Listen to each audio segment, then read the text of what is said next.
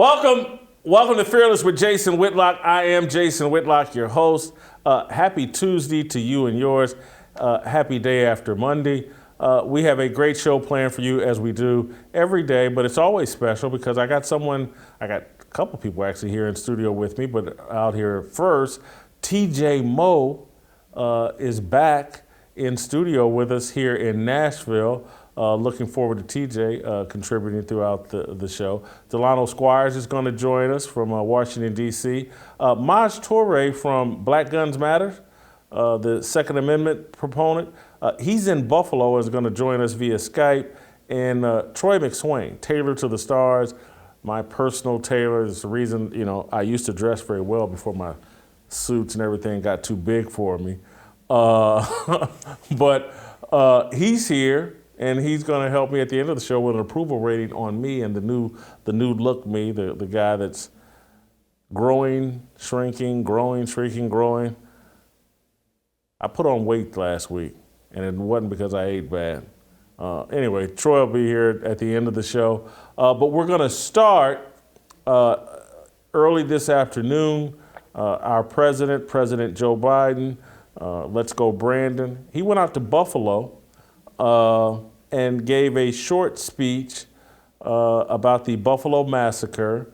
And, we want to spend some time today reacting to that. That's why, that's not why TJ's here, but that's why TJ's out here on set with me to help me talk about that. And we'll also talk about it with Delano. And obviously, as I told you earlier, Maj is actually in Buffalo, so I'm sure we'll cover that with him as well.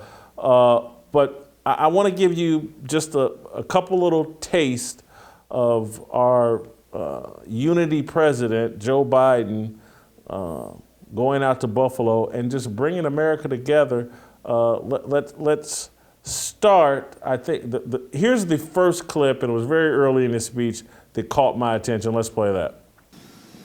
What happened here is simple and straightforward. Terrorism, domestic terrorism, violence inflicted in the service of hate and the vicious thirst for power that defines one group of people being inherently inferior to any other group.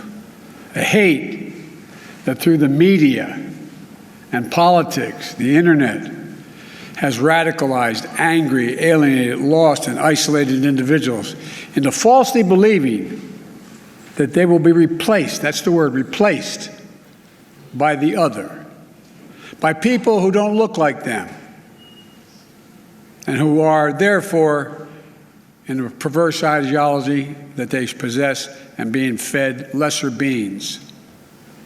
I and all of you reject the lie. I call on all Americans to reject the lie. And I condemn those who spread the lie for power, political gain, and for profit. So Joe Biden goes to Buffalo and immediately politicizes the act of a deranged, crazed, racist gunman. We've heard no reports that I'm aware of that this lunatic was connected to any political organization. Joe is insinuating that, he did this for political power. I just don't know if that's true. I think Joe is using this situation for political power. I think this whole replacement theory thing that we're saying is the great motivator of this shooter, I think that that's inaccurate and or exaggerated and or the President of the United States doesn't have the courage, the intellect, the willingness to address the replacement theory, let's say, and engage in that conversation other than shouting people down and saying you shouldn't talk about it. And as I talked about this yesterday, as people have tried to blame Tucker Carlson and Fox News and conservatives for even addressing the issue of the replacement theory. And I'm going to reiterate that again today. We should be talking about the replacement theory. It's a legitimate conversation. And it's not, this lunatic may be inspired by the racial angle to that argument. That's not what I don't think is inspiring most people. There's a set of values and principles being replaced in America. And the Democrats believe, and perhaps rightfully so, and again, I want to put all issues on the table. They believe that they have brainwashed and convinced a significant number of black people to betray the Christian values that had defined us for a couple of hundred years in this country. And they believe that black people, brown people, people of color will betray the values that made this country great. And so their argument is, we've got black people on lock, they're with us, they will betray these values, and if we can just get more white people, Christian white people, out of the way, who believe in biblical worldviews, biblical principles, believe in the founding of this country being biblically inspired, if we can get rid of more of those people and replace them with people we feel like we totally control, then we can install Marxism, communism, socialism, and reshape this country and get it in line with the new world order led by China and the Chinese Communist Party.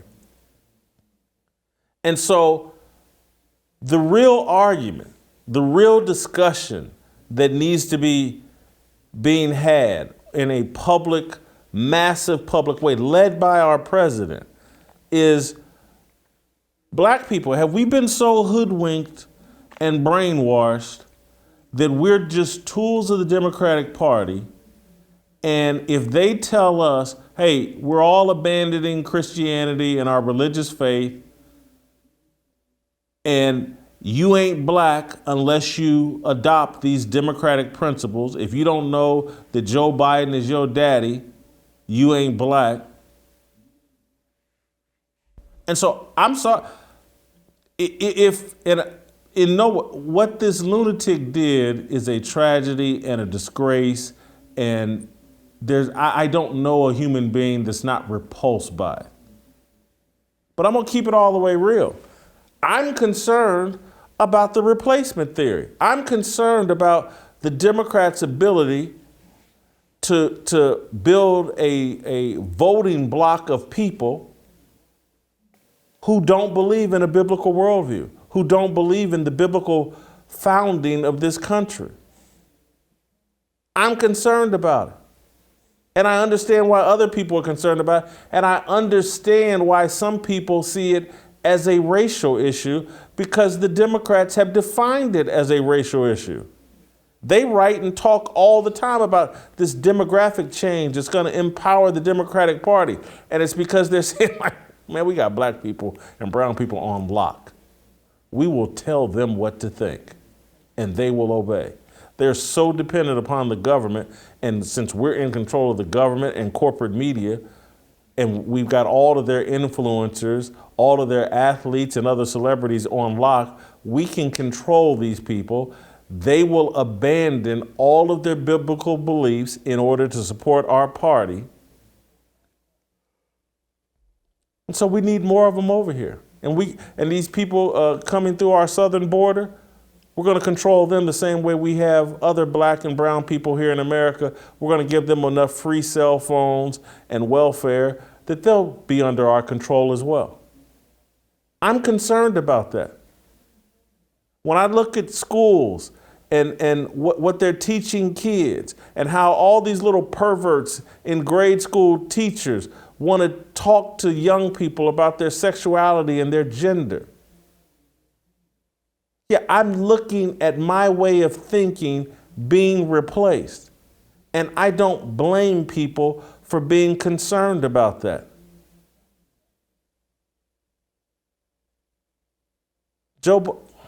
I got to be careful. I'll just fall into name calling or whatever. But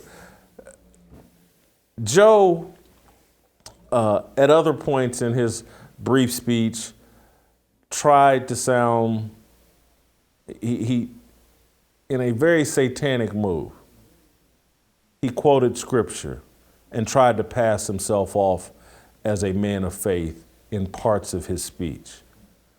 I mean, it was very satanic. The devil dressed up as God and dressed up as a believer. But here's a second little soundbite from Joe Biden's speech in Buffalo. But there are certain things we can do. We can keep assault weapons off our streets. We've done it before. I did it when we passed the crime bill last time, and violence went down, shootings went down. You can't prevent people from being radicalized to violence, but we can address the relentless exploitation of the internet to recruit and mobilize terrorism. Love thy neighbor as thyself. That's the America I know, that Jill knows. And most deserve the most, look, we're the most multiracial, most dynamic nation in the history of the world. Now's the time for the people of all races, from every background, to speak up as a majority in America and reject white supremacy. These actions we've seen in these hate-filled attacks represent the views of a hate-filled minority. We can't allow them to distort America, the real America. We can't allow them to destroy the soul of the nation. As President of the United States, I travel the world all the time. And other nations ask me, heads of state in other countries, ask me, what's going on? What in God's name happened on January 6th? What happened in Buffalo? What happened? They ask. We have to refuse to live in a country where black people going about a weekly grocery shopping can be gunned down by weapons of war deployed in a racist cause. We have to refuse to live in a country where fear and lies are packaged for power and for profit. We have to refuse to live in a country where presidents show up at the scenes of tragedy and craft speeches for power and profit. How about that country?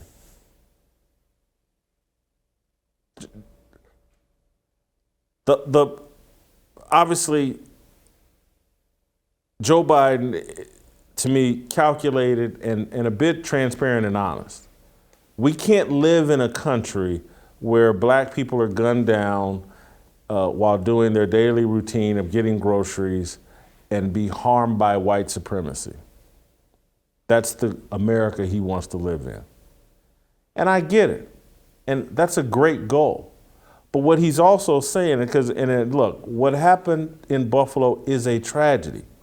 But those tragedies are repeated nearly every day in black communities across the country. And it's fueled by a different kind of racism, black racism against other black people, but Joe Biden will say nothing about that. All the thousands of African Americans gunned down in black communities by other African Americans, Joe Biden doesn't care if we live in that America. He wants to deal with the aberrations, the Dylan Roofs, and whatever this guy, Peyton, whatever this guy's name is.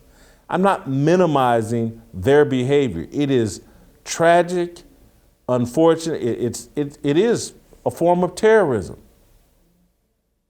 But this terrorism will go on in urban communities, major cities, tonight, tomorrow night, and the night after that, and Joe Biden will not say a word.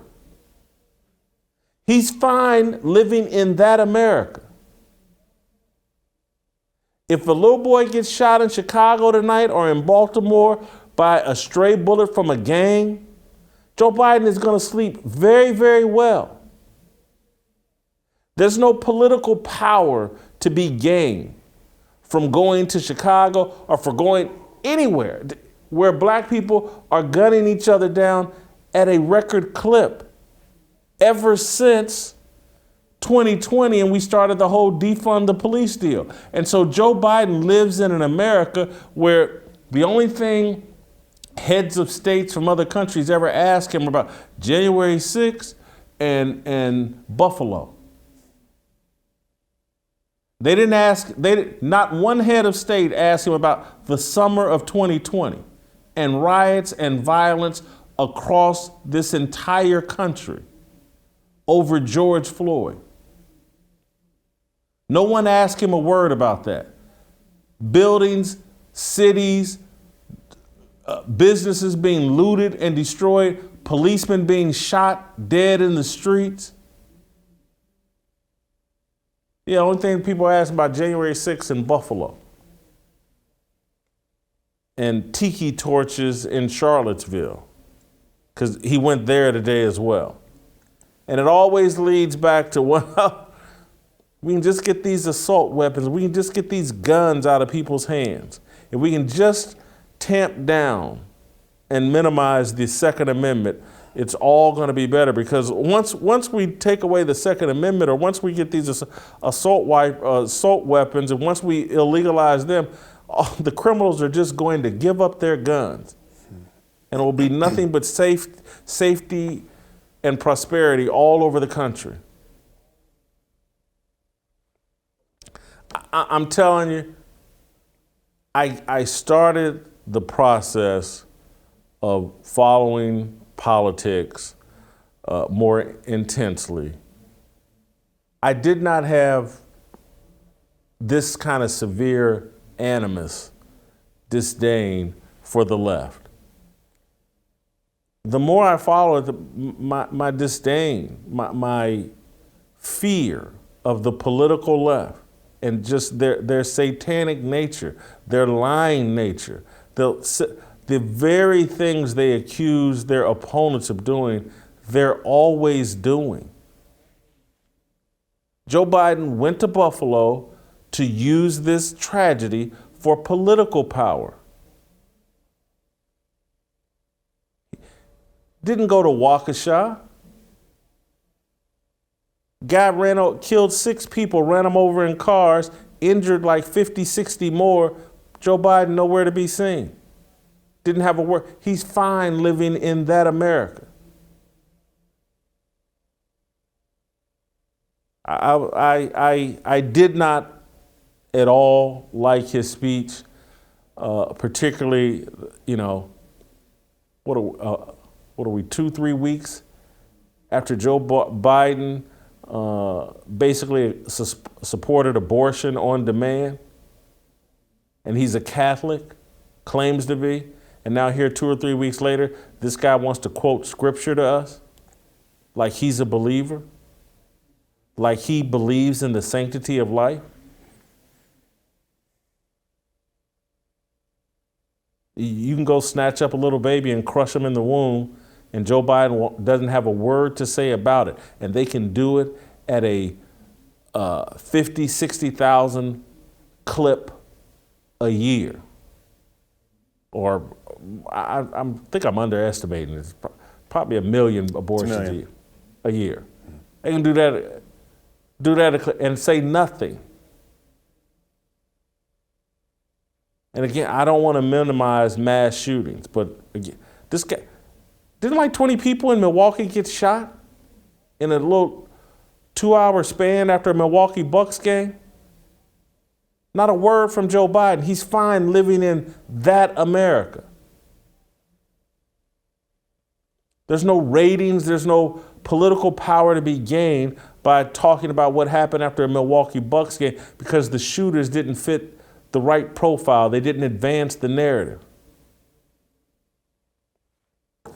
TJ Mo is here with me. You have any thoughts? Did Uncle Joe, did Brandon, did you like his speech any better than I did? I did not. I may have, I don't know if it's possible to like it less than you did, but I did not like it.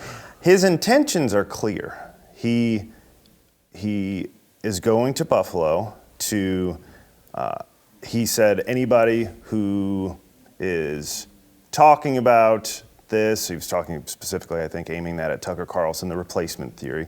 But he's aiming to censor them. He mentioned the tech platforms. He'd like to censor them. Anybody who doesn't agree with them, he would like to censor all of them. And he says they're responsible for killing black people, and they are responsible for white supremacy. And all the while trying to disarm all of the black people that could have defended themselves. We're gonna have Maj Toure on later. His organization is Black Guns Matter. Wouldn't you think that if you were trying to save black lives, you would arm them and say, if you were actually afraid that there were crazy white supremacists everywhere, just looking to hunt down black people, wouldn't you give black people the guns? Instead, you're going to their cities to take all of their guns. And so that is the one part of the speech. The second thing I think is quite obvious, and you hit on it in part of your monologue there. These guys, Joe Biden is a self-loathing idiot. I mean, he hates white people. It is clear as day. And he hates everything that white people, according to the Smithsonian, as I'm going to bring up here, have traditionally stood for. A couple years ago. I don't want to kill your thought, but I don't know if I agree with that. I think he pretends to hate white people for political power. Could be. Let me finish my thought. Go ahead. He hates the idea of whiteness. And so the Smithsonian, this went around and made the rounds a couple of years ago. The Smithsonian in the National Museum of African American History and Culture has a section demonizing whiteness, okay? And what is actually in this section is one of the craziest things I've ever seen to be demonizing, okay? They said these are the aspects and assumptions of whiteness and white culture. Largely, they're indicating we need to rid ourselves of these things. Rugged individualism. The individual is the primary unit, self-reliance. Family structure, the nuclear family. Father, mother, 2 to 3 children is an ideal social unit. Objective and rational linear thinking. Cause and effect relationships. History, based on, whatever, that doesn't matter as much. Work ethic. Hard work is the key to success. Work hard before you play. Religion, Christianity is the norm, and so on. So they go through, competition, be number one. There is a winner-loser dichotomy. Everything's action-oriented. And so the idea is that all of these objectively good things are whiteness, and we need to rid ourselves of them. Not the least of which, but they hit on page 2, is Christianity. And so this is why I say he hates whiteness, or what it stands for, because this is the stuff he's trying to get rid of. I don't think he's trying to get rid of it. And again, this I'm not saying you're wrong. I'm just saying how it lands for me as a black person. He's not that Smithsonian stuff and the left that's pushing that. They don't think that message lands with TJ Moe. They don't think it Christian Newland. They don't think that you guys will read that, hear that, and go, yeah, those are bad things. Mm-hmm. What they think is, and Joe Biden's made it very clear, when he made the big statement on the Breakfast Club, you ain't black if you don't support me. And so what he thinks is, and he's right, because black people, a great many, have been convinced. Anything that I do that isn't white is best for me. Mm. And so that's why Joe Biden and them are defining self-responsibility, work ethic, good grades, they're defining, those are white attributes, because they know black people have been brainwashed into thinking that anything that we do that's anti-white is good. Mm. And so, again, it's a mind game. On a different show, I would call it a mind F that they're doing to black people. I don't think you're the target audience. I don't really know any white people that would read that and think, yeah, he's right about that. I do know some black people that will hear that and think, because again, I grew up and went to school when you would get made fun of as a black person for making good grades by your black peers. You're trying to be white. That's cool. Why are you making good grades? You get laughed at and mocked. Joe Biden and these guys, again, this is like and I compared it, I think last week or whatever. This is the pimp game. And TJ, I know you're not from that world or know about that world. Unfortunately, I do. And we are the hoes, the streetwalkers of the Democratic Party, and they control us mentally with things like that. And that's why so many black people think that if I'm doing something that agitates a Christian white person, I'm making progress. Yeah, I don't think we're disagreeing, actually. I know a ton of white liberals who have some serious self-loathing going on and buy into all this. And so I actually do think they believe this, but it's out of guilt and it is out of reading history inappropriately. Let me ask you, any of those white people that buy into that, are they married? Are they avoiding marriage? Are they having a bunch of illegitimate kids? Because, yeah, I think there's some white liberals that will say that and promote that, but they don't live it. Totally true. So I guess what I'm saying is that there are people that will spout these ideas, and it would lead to back what you're saying is this type of behavior leads to independence. If you can rid people of this behavior, and maybe it's not the white people you're ridding the behavior of, perhaps that's where we're disagreeing here. But I'm saying if they ultimately want to transform America into a Marxist government top-down controlled idea, they have to get rid of this, and they do it by labeling it whiteness. I think they believe they've created the label of racism to be so powerful and petrifying that they don't need a great number, that they don't need to convince a bunch of people to buy into that. They just need them to be afraid of being called racist. And so, again, it's I don't think they're selling that message, and I don't think the people that are selling that message believe it. It's just a tactic to silence TJ Moe, Jason Whitlock, and other people into shut up, be quiet. You're messing with our hoes, and literally that you want to piss a pimp off, get in the ear of one of his hoes, and he'll go berserk and he'll turn violent, and he'll do anything to make sure that you're not. Look, we are pimping black people, and that's how we're winning control of America. We've got people like TJ Moe and you're not one of the people, but there's a bunch of people that agree with your thinking that have been scared into silence, and they go along with this BS. They totally agree with you. They understand how illogical it is, but they live in utter fear of being labeled a racist. And so if they can keep up this control, that's how they. Again, it's like, and again, we're not really disagreeing, but it's just like how they got away with the election deal. And what 2,000 Mules to me exposed is like they created this belief, particularly among black people, that if Donald Trump were president, you're going to be in slavery 4 years from now. He's Hitler. And so you convince people of that. And so it just took a small handful of people to be convinced of that. Those people were willing to help them cheat, in my view, and steal the election.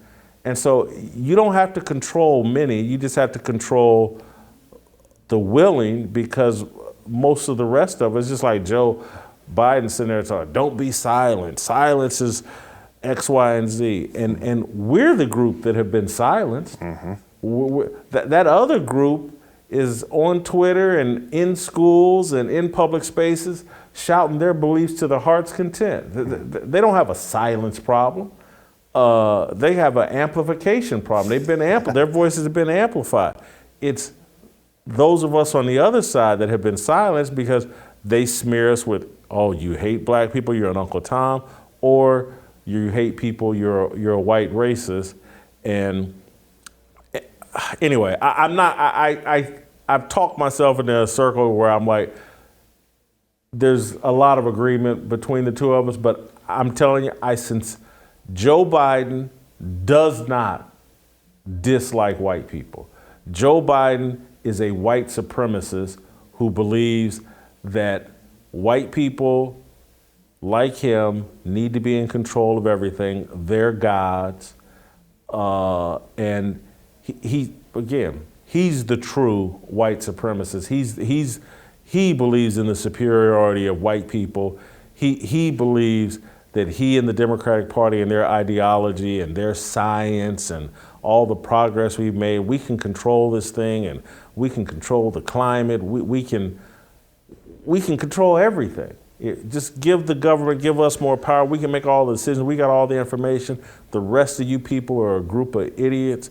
And those of you that want to be responsible for yourself, you can't. It's that elitist mentality. That's why Hillary's caught on camera with the black dude, her long gown, and she's one of the people, and she's a black dude all masked up, fixing her gown. That's who these people are, man. They are, and again, it's what my disdain for them comes so naturally because it'll never matter how much money I make or have made. My mother was a factory worker. My father didn't graduate high school. I like working class people. I would say this. I think Joe Biden hates me. And so the things that I stand for and what I do, he hates me. And in his view, I think he thinks that more white people are like that. And so that is what he hates, what I embody, right? So, question for you. I'm 31, so in my lifetime, a generation behind you. Do you think at some point in my lifetime we will see a shift from black people voting 90+% Democrat to moving over to the Republican Party?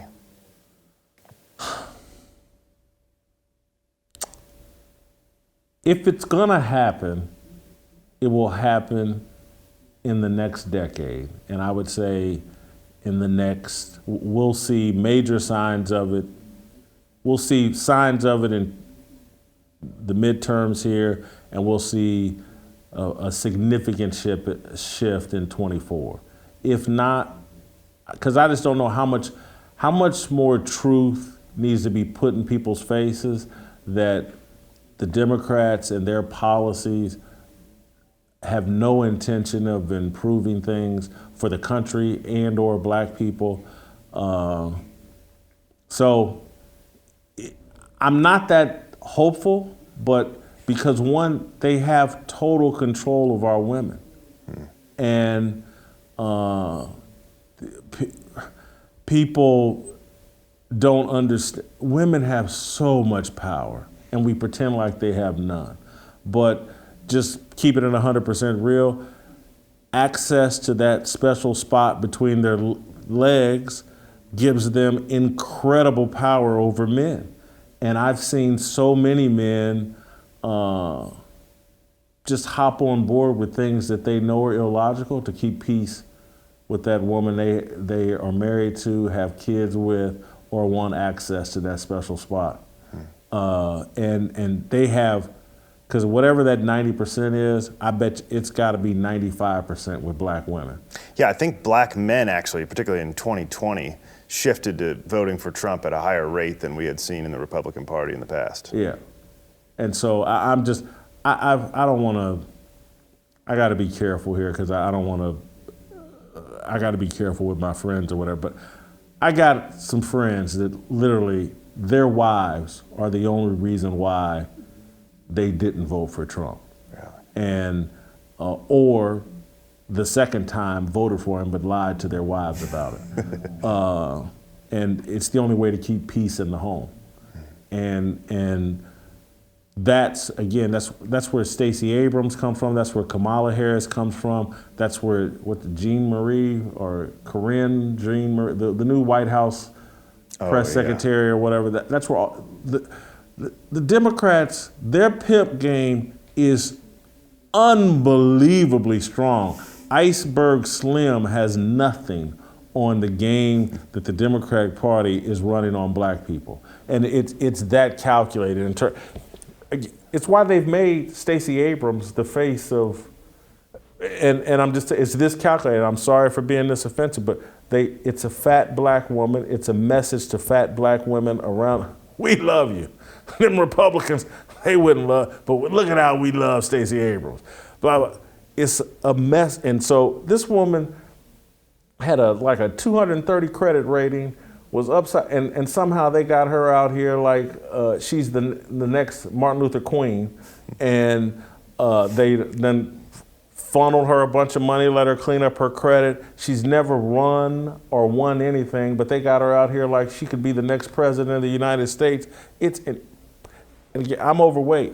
I don't, clearly. But again, this woman's 300 some odd pounds, and they got her like, never made a dime, wrote some bad romantic novels, credit score unbelievable, been just an irresponsible person. But she's gonna be our next president. It's messy, it's pimp game being run. It's sickening. Delano's gonna be coming up shortly. I gotta take care of some business. Because we didn't get it. I wanna get in with Delano. We'll get into this Deadspin story that I'm interested in as well. But now that DHS has created a department designed to combat disinformation, one has to wonder what's next. Free speech is under attack, which is why I'm proud to support Patriot Mobile, America's only Christian conservative cell phone provider, and they are passionate about free speech and your constitutional rights. Patriot Mobile has plans to fit any budget, and their 100% US-based customer support team provides exceptional customer support. Go to patriotmobile.com/Jason or call 972-PATRIOT. Get free activation with the offer code JASON. Veterans and first responders save even more, so make the switch today. It's time we support companies that love America, love you, and share your values. patriotmobile.com/Jason, patriotmobile.com/Jason, or just call 972-PATRIOT. All right, Delano Squires just around the corner. X.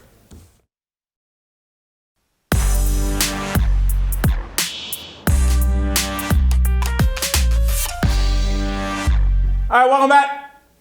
Time for my favorite part of the show. We get to roll out to Washington, D.C. and bring in Delano Squires. Professor D, your president, I think your favorite president of all time, Joe Biden, gave a masterful, just a wonderful speech out in Buffalo. I was brought nearly to tears. I want to ask this straightforwardly. Did Joe Biden's speech today in Buffalo, did it help or hurt the racial divide?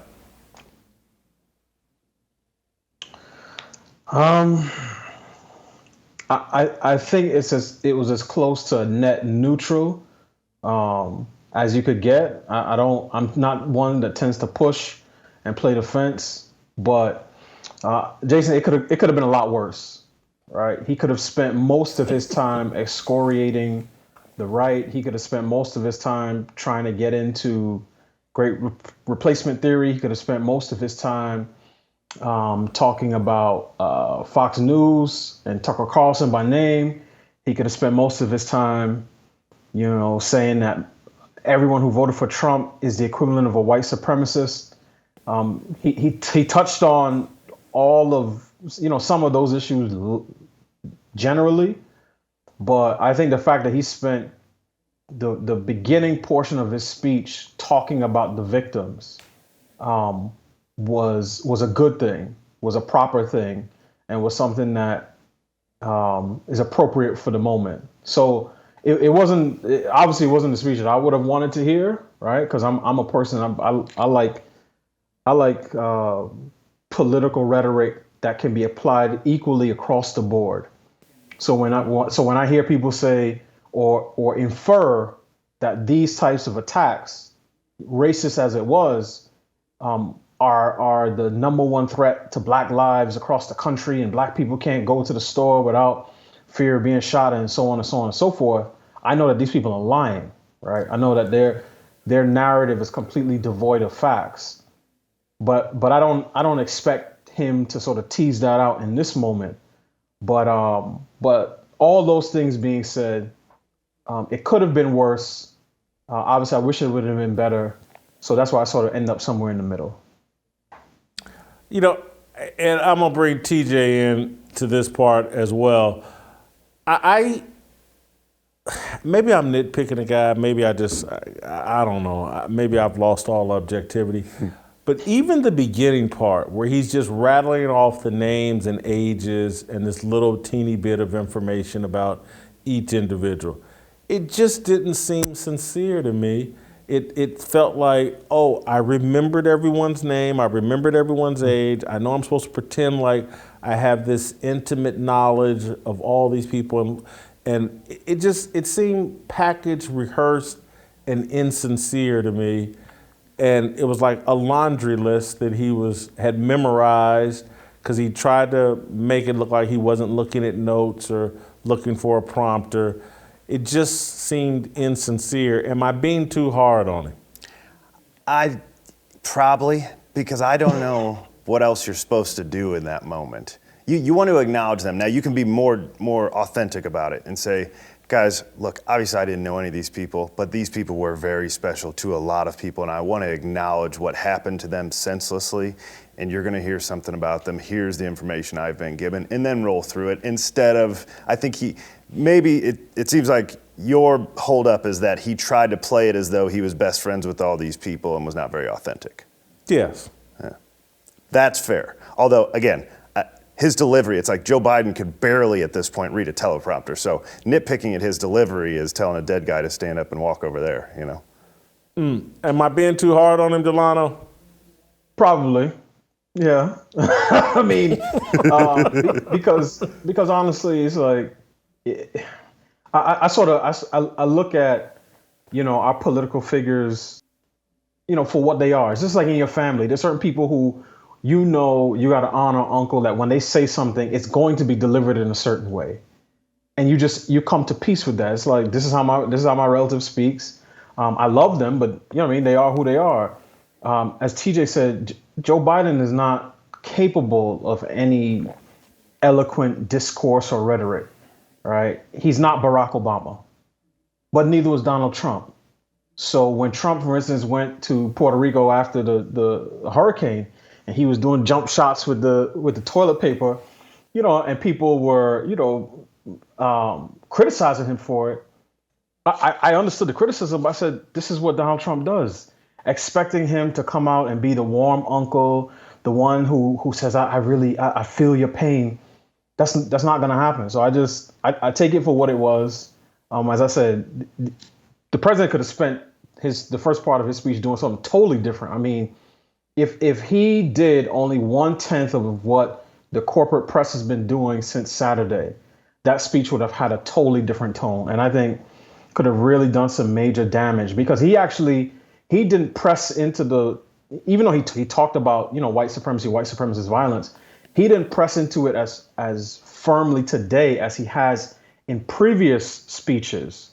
And that was my fear, that he was just going to inflame the situation, because I think, Jason, at the end of the day, all of us, and I truly mean all of us, myself included, when we're talking about race and culture and citizenship and nationality and immigration, all these big issues, there is a sense in which we are playing with fire, so to speak. And that's why I think sobriety, carefulness, precision in the words that we use, the terms that we use, in the tone that we take is a good thing. I know that sometimes on both left and right, those things can, it feels it's more enjoyable to just go at people's necks. And I'm not calling for people to for censorship of political speech, but I also understand, like, words matter. They have meaning.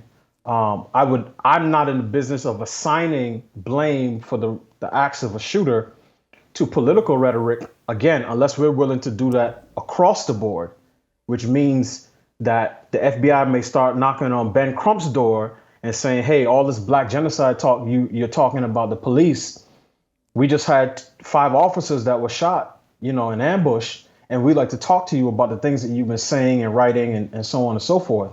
I'm not suggesting that, but what I am saying is, moments like these are a good time to reflect on who we are, where we're going as a country, because there is a part of all of us across the board where when you hear these things, one of the first things that you think is, I wonder what color the shooter is.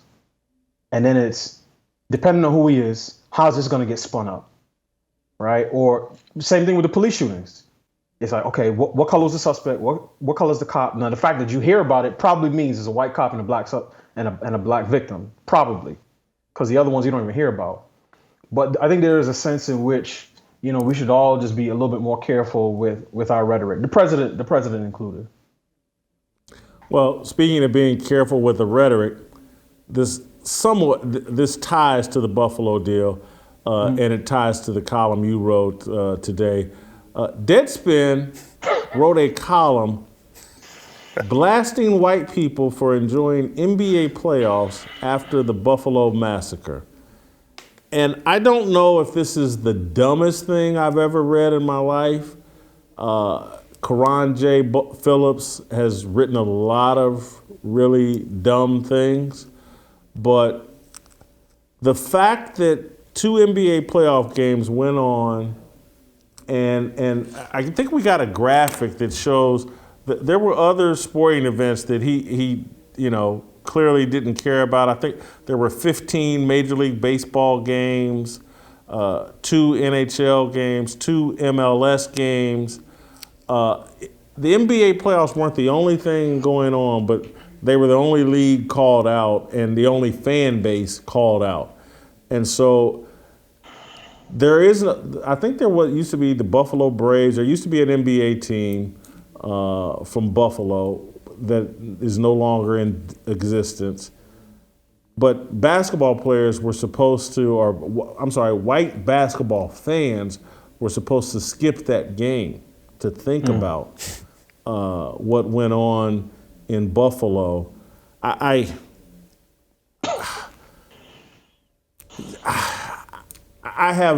going to stop. I'm going to show a little discipline before I go further, but I'm eventually going to say what I think in terms of just, we've so lowered discourse and public platforms and who gets to write a column and who gets to be taken seriously. There is no standard anymore.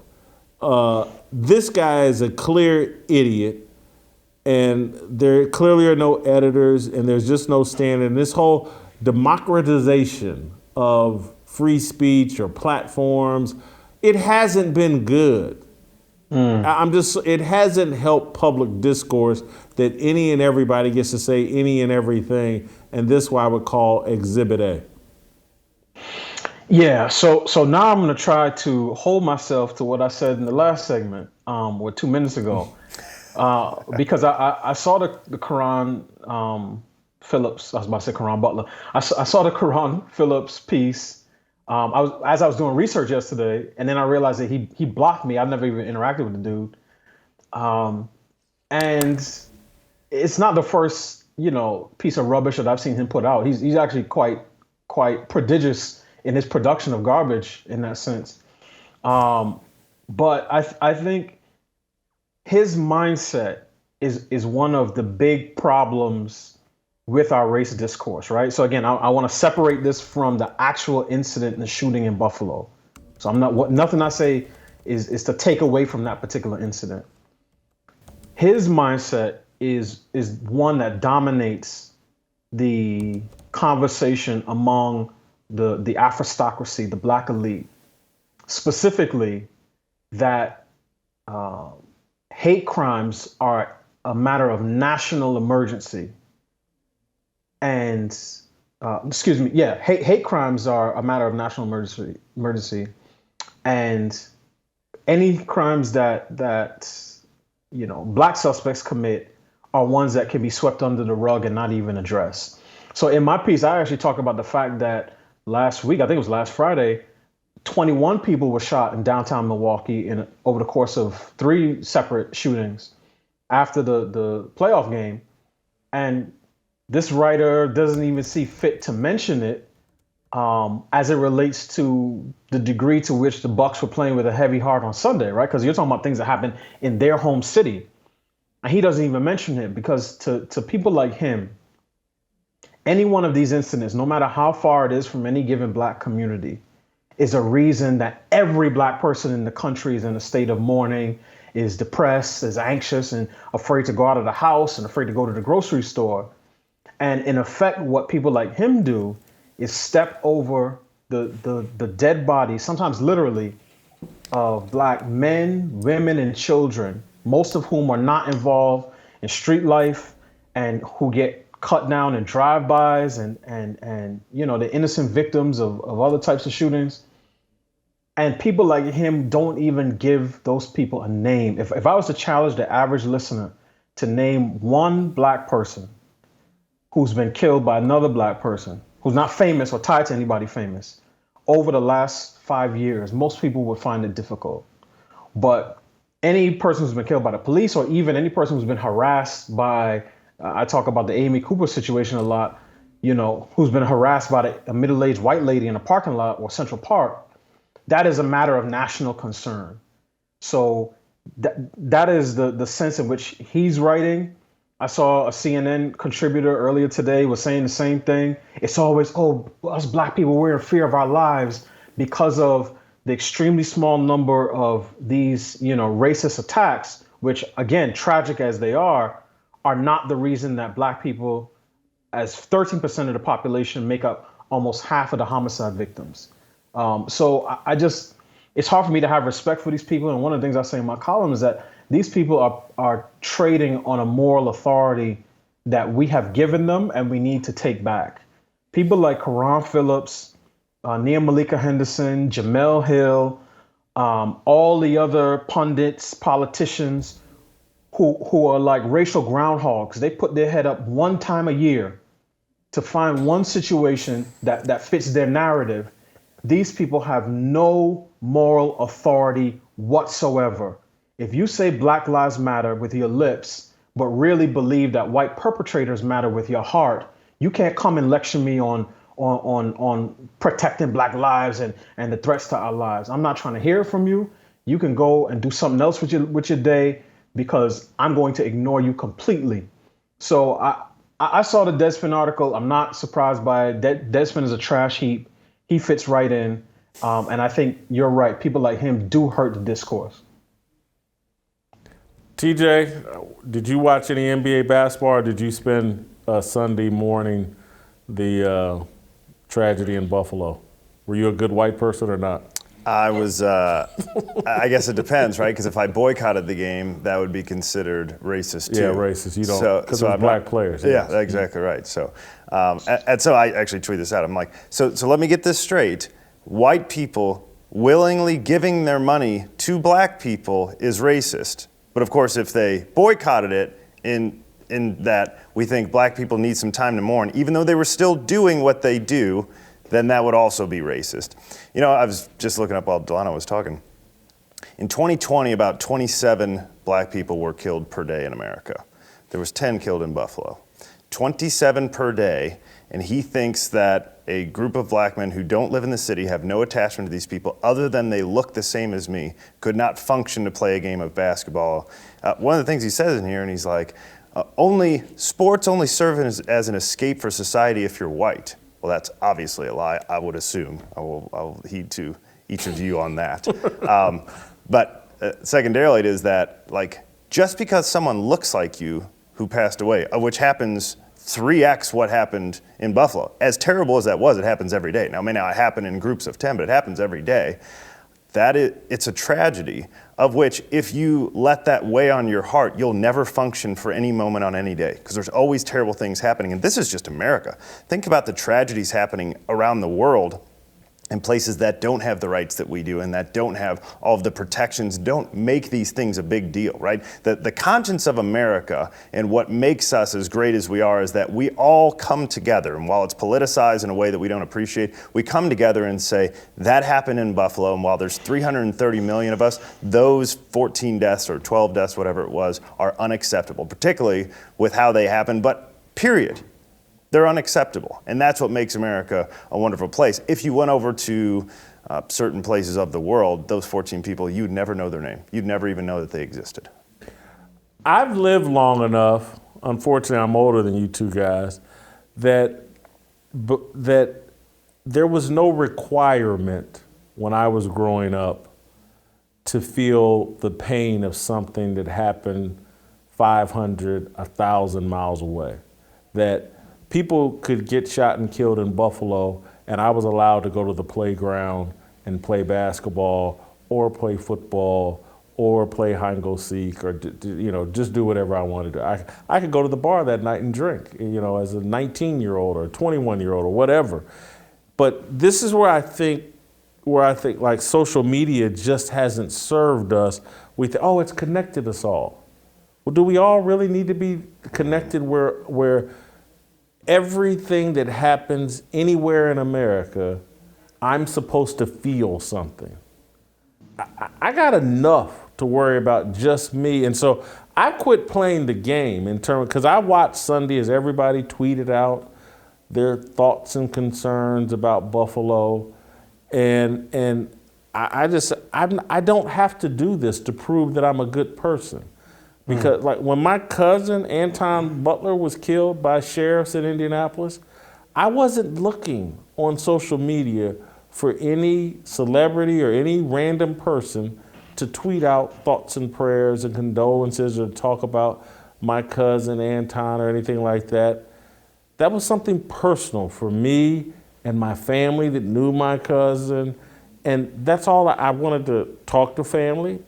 I wanted to cry myself, talk to God, ask for explanation. But this whole system we've created where, oh my God, someone who shares your skin color, something bad happened to them. You all must now commune around social media and act like, because most of it is, I'm just sorry, 98% of it, 99%, it's just an act. I hope it never happens to it has happened to my family. I'm just sorry, it has. I hope that those tragedies don't visit other people, but I'm not going to sit up and pretend like my day was devastated on Sunday because something bad happened to 10 people in Buffalo who share my skin color. I watch those basketball games.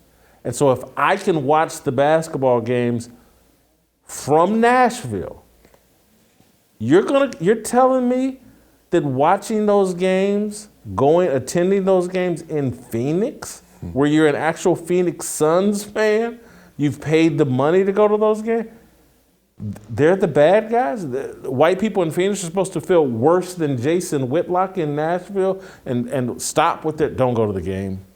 That's white supremacy. I mean, literally, the guy's headline,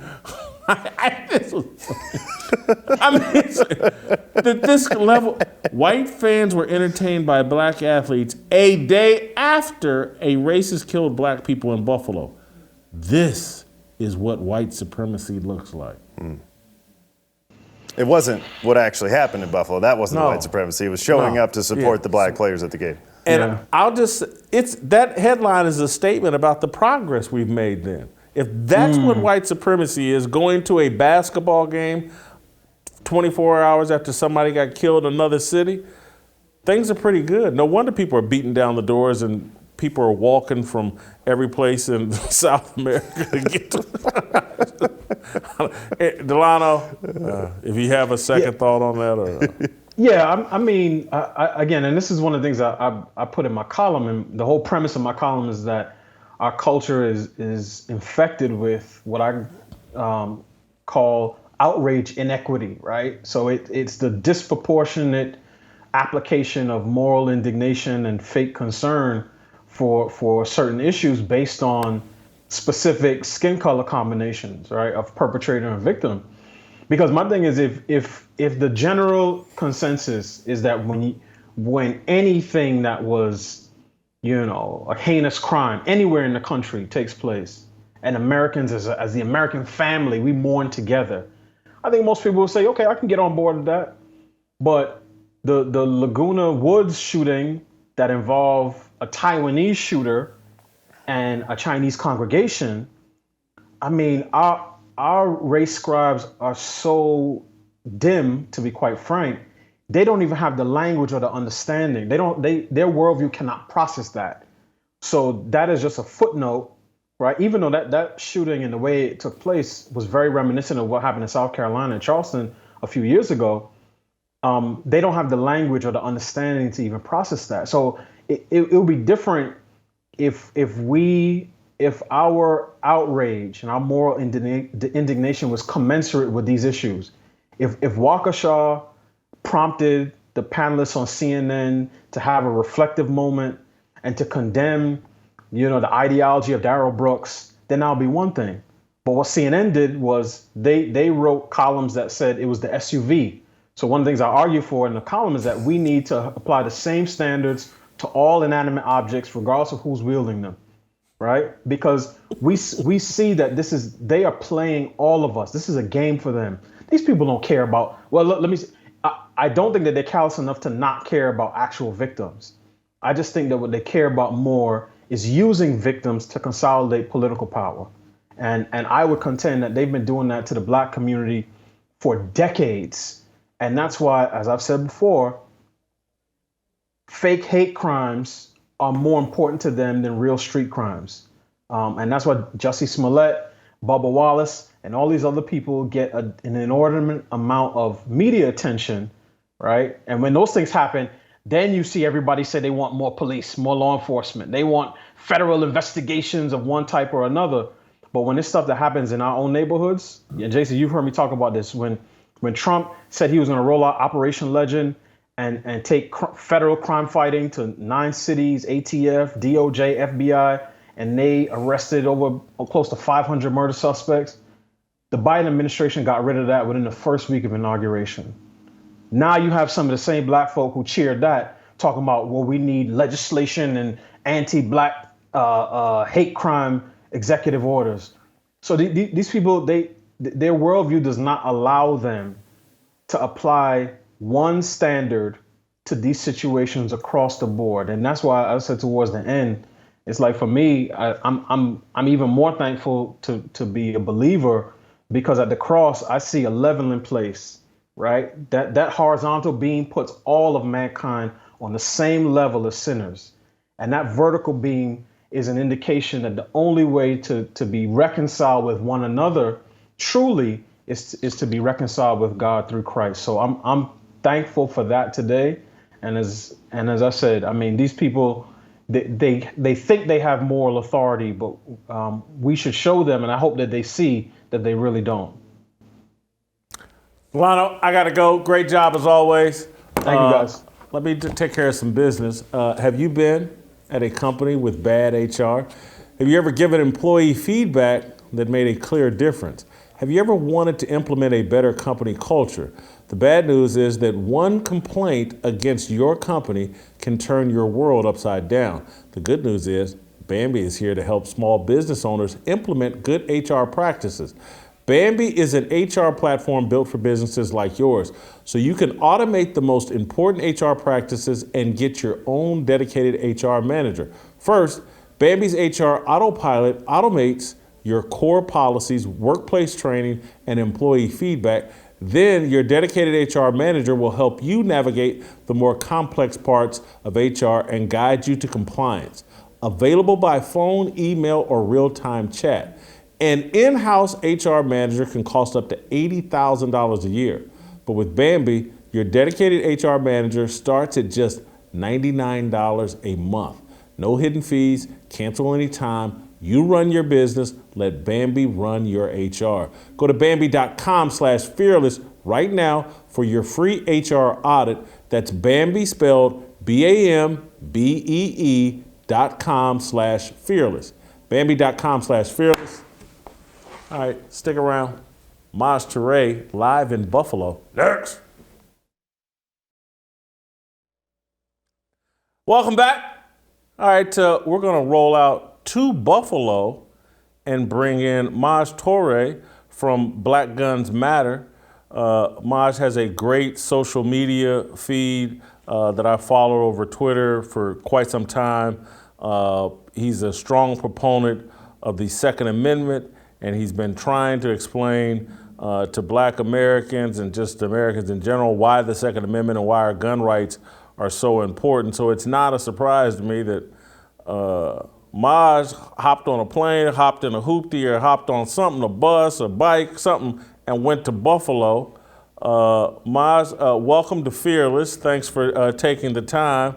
And we'll start there. What made you say, "Hey, I gotta get to Buffalo"? We knew first. Thanks for having me tremendously, man.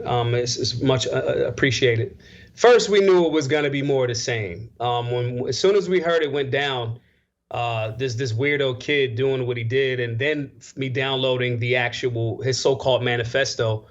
I knew it was just a matter of time before Democrats would show up, and come to find out Joe Biden is here or was just here with more of the same. So instead of gaslighting our people and going into, we should get more guns off the street, never mind the fact that New York already has a bunch of gun control laws that don't work. We just wanted to make ourselves, of service to the community. We just were literally there. We pulled out. We're going to go back in about an hour or two and just make ourselves available to the people so they can learn basic firearm handling, safe storage, and how to personally defend themselves, other than just talking in thoughts and prayers. Maj, I hear you're using the word we, and I think you started out kind of like as a one-man show, but you've built up an organization and a constituency that goes out and helps you promote this? Yeah, we have a few, a small group of folks that are actually committed. Now, we have instructors and trainers all over the country. When we've been traveling from LA, Vegas, pretty much we've been to almost every state in America, but we try to focus on the cities that have the most restrictive rights in regards to the human right to self-defense. But we have trainers everywhere. In regards to the people that are on the ground, helping us at the Solutionary Center in Philadelphia, that's a small cadre, a little motley crew, but we still get the job done. And that just exposes the fact that you don't need $1 million a week. You don't need a bunch of people arguing. Sometimes there's too many chefs in the kitchen. So my team executes, and the trainers, what we do, how we've been successful. When we go to a city, a Chicago, we link up with fire instructors, ranges, RSOs, and things in that city. And the people that we get to come there, beginners, they're able to generate business for those trainers that give them that voluntary class initially. So it's a tight-knit group of folks that have the goal in mind of exposing the racist roots of gun control, like actual racism, not just you disagree with me, so you're racism, but like actual you black people shouldn't have guns. And doing that and seeing how that translates into a lot of democratic policies, even though they may not be calling it the same thing now, the outcome is the same. So that's a part of it, as well as just teaching the people in the community to have, that want to be able to protect themselves, a basic understanding of firearms, whether that's handguns or long guns. So walk us through, me and our audience here, what are the racist roots of gun control? So, for example, you have the state of North Carolina. There, each state obviously has their own state constitution. The state of North Carolina, literally, their constitution said every able-bodied man should have a gun, basically. Then they literally scratched it out and was like every able-bodied white man. When you go into like the black codes, the slave codes and things like that, it was literally written where even though the Constitution and the Second Amendment is very clear, it was except for you blacks, except for you indigenous peoples. Now, some people would say, well, that's not the same how it is now. Black people can still fill out and so forth and so on. But what's happened in cities where there have been large matriculations of black folks since Reconstruction, since Civil War era, we feel like that's separate. The branding has just been changed. So when you go to a state like California, when you had the Black Panthers saying we want to defend our communities from actual violence, not just bad guys that want to be justified, but actual violence by police, then you had people come in and say, no, we're going to change these rules. When you have cities like Chicago, where, Otis McDonald said, hey, why do you not want black people to have Saturday night specials, inexpensive firearms to protect ourselves from criminals? Why are you outlawing that? And that had to be overturned as well. The outcome is in essence the same. More black people not having means to defend themselves, which is a contradiction to the supreme law of the land, which is the Second Amendment, in the Bill of Rights of this Constitution of the United States. And also when we start getting into possession charges. Now, I want to be very clear. We are not soft on crime. If you use a firearm unjustifiably and harm people or others or take their stuff, I want you to have your day in court and I want you to hurry up and go to jail. That's what I want to happen. But when we're talking about just the possession of a firearm, this guy lives in a rough neighborhood. This guy's not one of the bad guys. He wants the firearm to protect himself, like what happened in Buffalo. But because Buffalo in the state of New York has these draconian and racist practices that have still extended, now that community can't lawfully defend themselves. And now you're getting a guy that decides to do it. Now he's catching an illegal possession charge. So the outcomes are still disproportionate in regards to the amount of people, right, percentage wise. And if it's only this many black people, why are we getting the possession charges for something that clearly has been explained in the Second Amendment anyway? So we try to give our students and our beginners that civic understanding of how it translates, how it's been a rebrand, and how the outcome is still the same. And so, Maj, what's your specific message to the people in Buffalo? Because the left obviously is going to be there saying, man, it's all these guns. That's why this happened. We just got to get rid of these guns and things will be better. What's your counter message? Do not listen to any of these leftist politicians right now. Do not. They are lying. They are liars. Okay? They say we can't do things specific for black communities. They'll say that, right? And okay, I understand that argument. But then they'll go around and say, we're going to give $50 million to the Asian community, right? But okay, cool. Give $50 million to arm and train black people in the communities where this is happening. If you guys say there's so equality, my point is these people are liars. You have to train, you have to purchase firearms, you have to support politicians that are in alignment with the supreme law of the land, which is the Second Amendment as in regards to firearms. You know, Joe Biden flew on a plane here faster than I could get here because he came here geared up to lie to the people. Don't listen to him.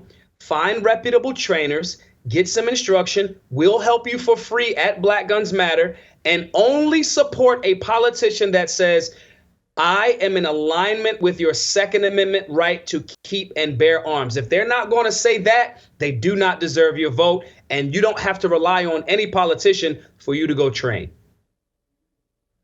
And so you've answered part of this question already with your previous answers, but I do want to ask this question. Some people will hear Black Guns Matter, and they'll say, why are you racializing it? Your Second Amendment rights matter to all American citizens. Why are you specifically targeting the African American community? It has to be because that's where the foolishness, the gun control practice of racism, when you got states like California, right? If I'm in Compton, they're going to deny me a license to carry. If I live in Orange County, Beverly Hills, you know, those types of places where there's very few black people, they have an over 80% admission rate. So you apply for your license to carry, even though it's the same state, and there's more black and brown people in this one spot. Those people that have more crime, more restrictions on their right to keep and bear arms, those people that are hamstringed by the state happen to be surrounded by black folks. So it's not that we're saying it to the exclusion of other people. We're saying this is where this policy has failed America. This is where these policies have hamstring. Again, we talk about Compton. Nipsey Hussle changed his life around, created jobs, productive member of society, was a convicted felon, could not lawfully have a firearm, was murdered in front of his place of business. If you go to Orange County, he gets that license issued. So we're saying this to get people to understand that if we want, like I do, if we want all of America to be whole and have equal protection under the law, we have to have that same equally applied constitutional human right as stated in the Second Amendment, but we got to go where the disease is the most at. And unfortunately, that disease of racism and trying to stop black people from having the means to defend themselves and the outcomes being as negative as they are happens to be a high concentration in the black community. Maj, what do you say to the people, we'll just use Chicago as an example, or Baltimore, or any of these major cities, like, wow, there's a lot of gun violence in Chicago. it seems like there's not a shortage of guns in those communities.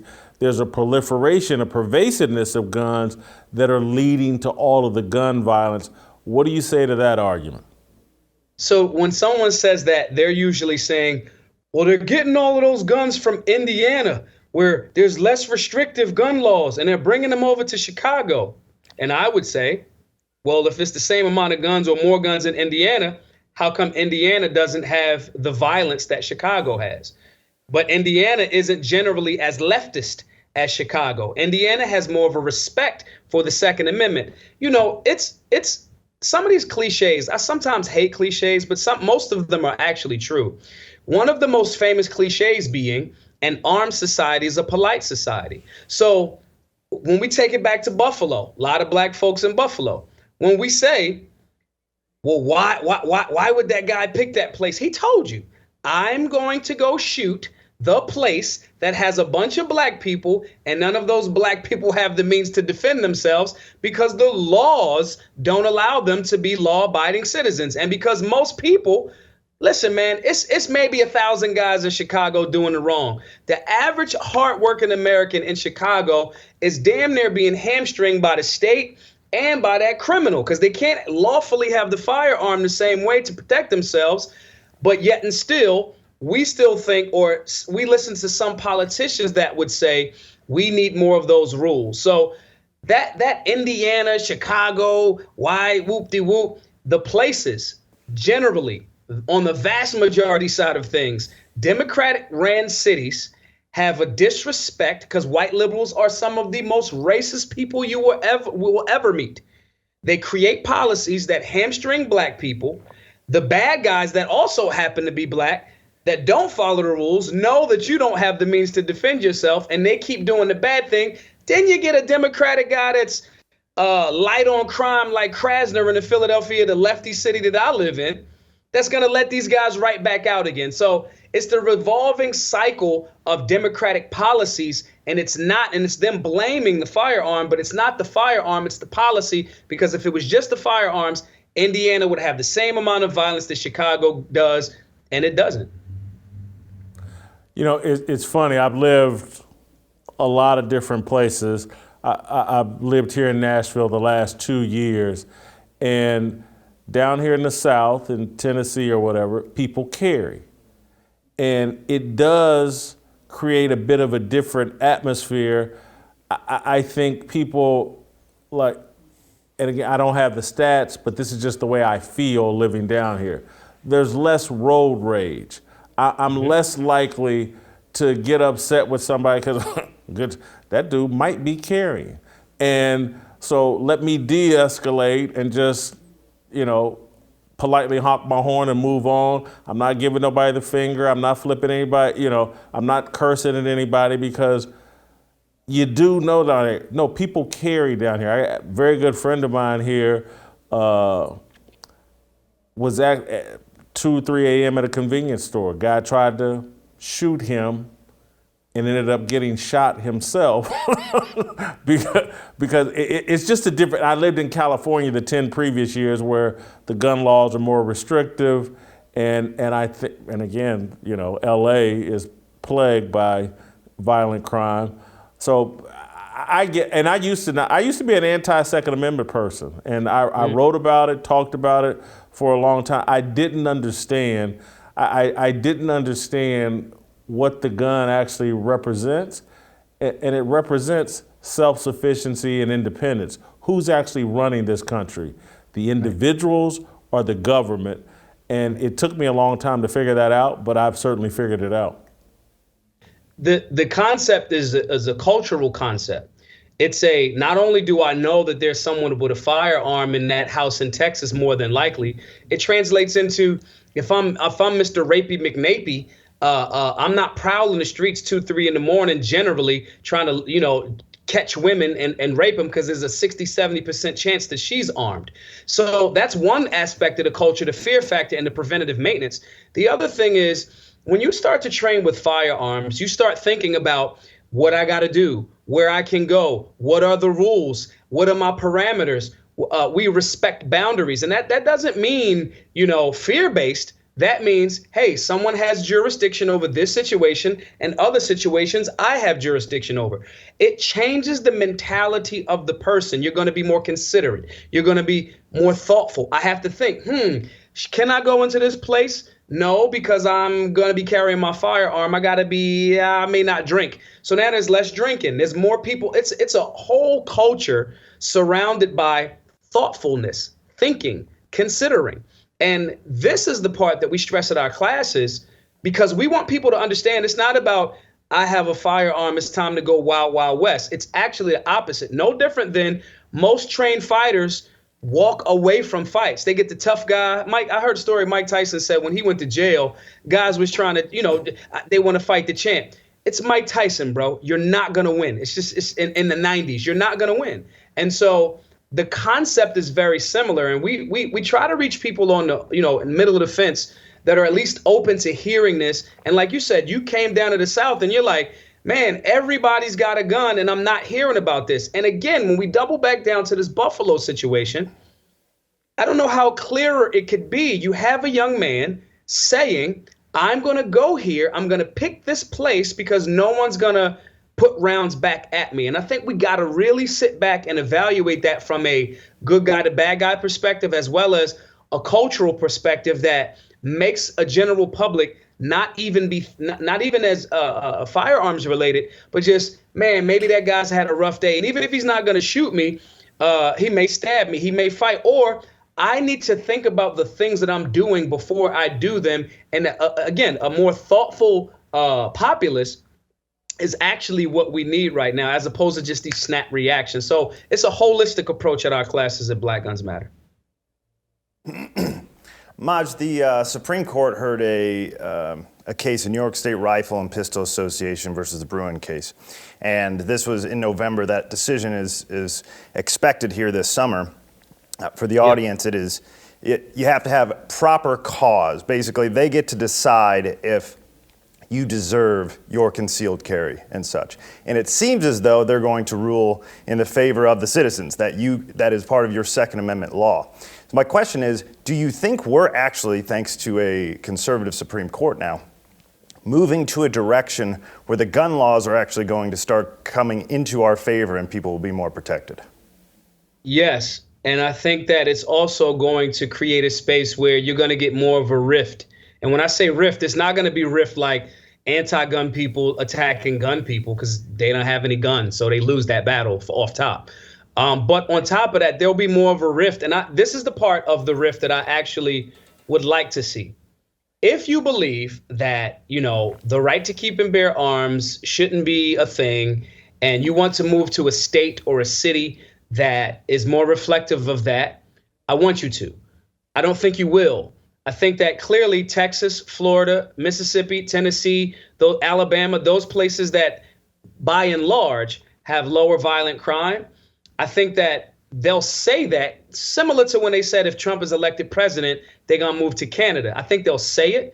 And I think that if there is the split, I think there will be people that even if they hold firm to it and say, I'm moving to New York City, I'm moving to California, some of those people, some of those Americans are objective. They think one thing now, but then they'll go to that place and they'll go, nah, this is crazy. And then they'll move somewhere else and go, no, this is clearly better. This is clearly better. I think that what happens now is because we're so intermingled, right? And that's a good thing. Again, freedom of association and movement.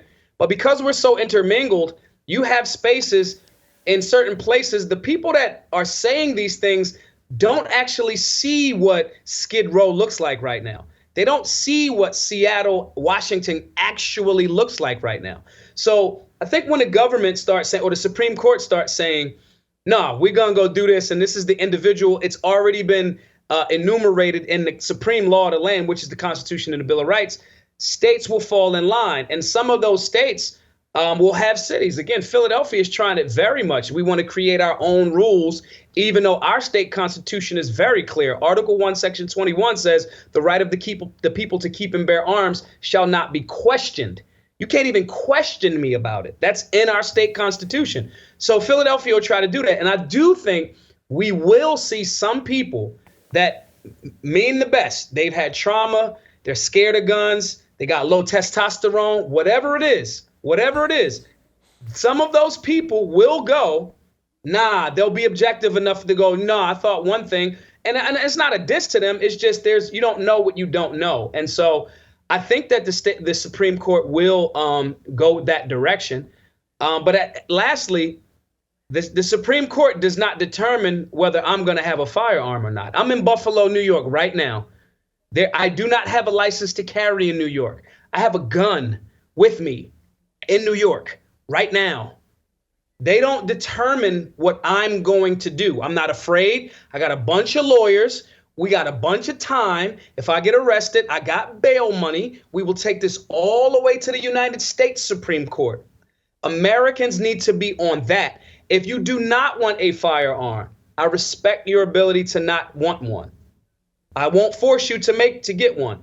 All we ask is when these decisions fall in our favor, know that we are taking that with an asterisk because we don't believe that that comes from government, and that's the foundation of this nation, right?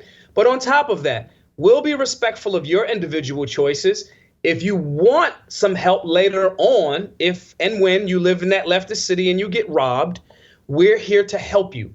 We're Americans. We're going to help you, even if right now you're stupid. We respect your ability to be as stupid as you want right now, and we're going to ask for you to respect us the same way in our emotional intelligence. Maj, thank you so much. I think one of the things that you're basically explaining is that there's a responsibility that goes along with owning a gun. And it puts you in a mindset of being responsible. And so when I was listening to you talk earlier about like, hey, this is how I think because I have a gun. Hey, I better not drink too much. I better be careful here. It's like having a kid and knowing, you know what, I got to be home at such and such. I got to feed my kid. I got to make sure he does his homework, blah, blah, blah. And what you're talking about is the left denying black people and people responsibility and getting into a responsible mindset and thinking and acting responsibly. They want to take all the responsibility away from you. No, we're going to be responsible for you. That's no way to live. You can never be the best you. Maj, thank you so much for the time. Would love to have you back on anytime. Appreciate you today. All right, go to youtube.com/Jason Whitlock. Hit the notifications, hit subscribe. Troy McSwain, my tailor, my longtime friend, he's going to be here next, help to do an approval rating on yours truly.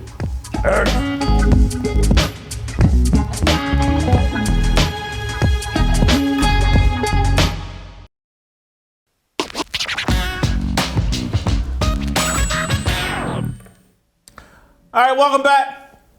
Time for our approval rating segment, and I got a special guest in from Los Angeles, Troy McSwain. Troy, welcome to Fearless. Well, thank you for having me, Jason. Troy, the approval segment is on me today.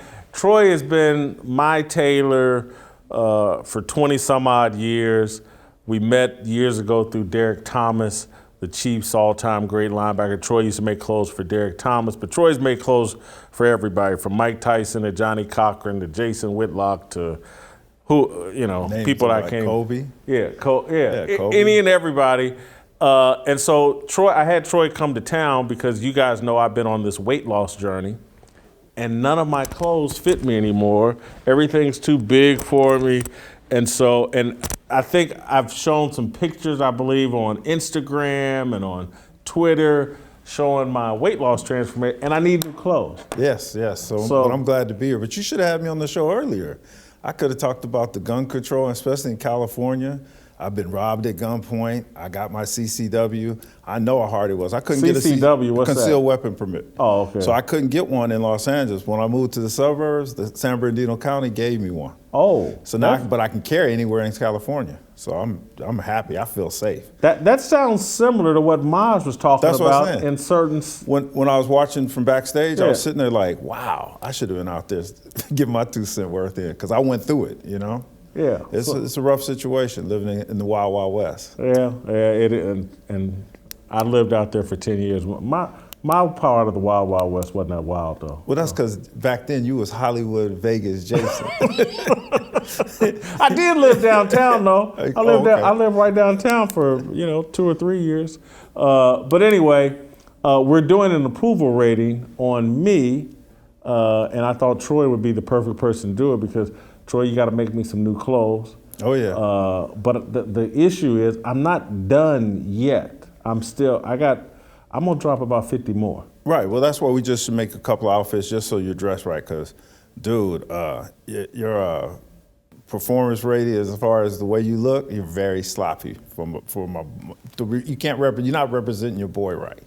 Wearing these oversized clothes, just not doing it right. Well, we'll put some work in on that. But anyway, let's get to the approval. We're doing an approval rating on me. Troy's going to be the expert here on my approval rating. So job performance, Troy. I hope you got no. Look, I go first, Troy. I'm it is sorry. my show. But job performance, I'm not going to give myself a perfect score. Because I always got to live a little work out there, but everything's on a scale of 0 to 25, so I'll give myself a 24. I'm about as close to perfection as you can get. You can't even say it with a straight face. I did. You laughed. You chuckled at the end of that 24. I laughed because you were going to laugh. I give you a 20. And I give you a 20 because, and the reason why I wouldn't give you a 24, because your show is very one-sided. If Jason doesn't believe in it, Jason ain't talking about it. Well, it's not called Fearless with Troy McSwain. No, but still. People are here to hear my point of view, Troy. Right, but I end up defending. One thing I got to say is, my friends, whenever I mention that you're my friend, the first thing they say is, I hate his ass. And I'm like, why? I said, that's my boy. What? And I'm always defending you. And it's because you're very one-sided. You don't really you never say the other side of the matter. Like I sat here and listened to you just dog Biden all day today. But to me. There's another side to it? He's doing a good job? No, I'm just saying. Keep talking. Christian, I want you to do me a favor though. Come on set. Christian, come on set. Keep talking, Troy. I want you to grab, I want you to, come on, Christian. I need you to grab that Bible because I want Troy.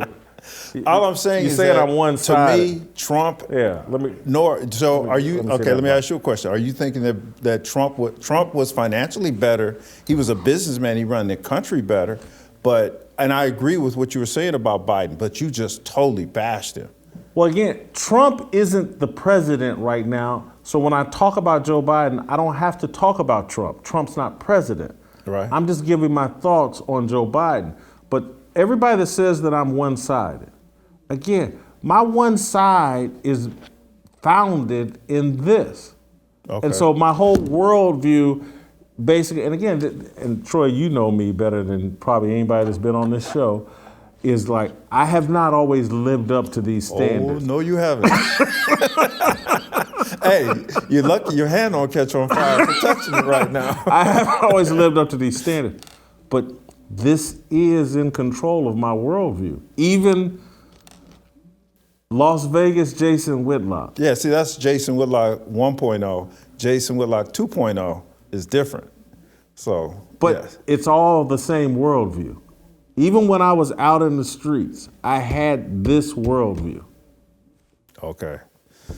Look, just because my actions didn't always show that, doesn't mean that that's not what I was thinking. Anyway, let's. I see. I'm gonna have to keep defending my boys. I got your back, Jason. I'll always defend you. And so what I'm telling you is, all them people say I hate Jason Whitlock. What they're basically saying is I hate his worldview, and my worldview is biblically driven. Right. So think about who you really hate. It ain't me. It's my worldview. But anyway, let's move to character. Character? And I'm not going to give myself close to a perfect score here in character because, again, I know the full me. And I definitely know the Kansas City, LA version of Jason Whitlock. So I'm going to give myself a 17 in character. I gave you a little bit better. I gave you an 18 in character. And the reason why I gave you 18 is because of your mama. The way you was raised. You were actually, there was a good and see, I don't think it's just the Bible. I think it was the way you were raised with your mother and your father. Because I don't think we've ever had a conversation where you didn't mention your mom. Me and you didn't talk about your mom and the things that she instilled in you as a kid. And that's where I think I have to take the good. I have to look, when I look at character, I have to look at the good Jason and the bad Jason. You know, the good Jason is all your mother's doing. She molded that guy to a great person. But then there's the Jason, the bad Jason. I call him Jason the bad Jason. You would go to Vegas for 2 days, like fly out there on Friday. I'm gonna be back on Sunday.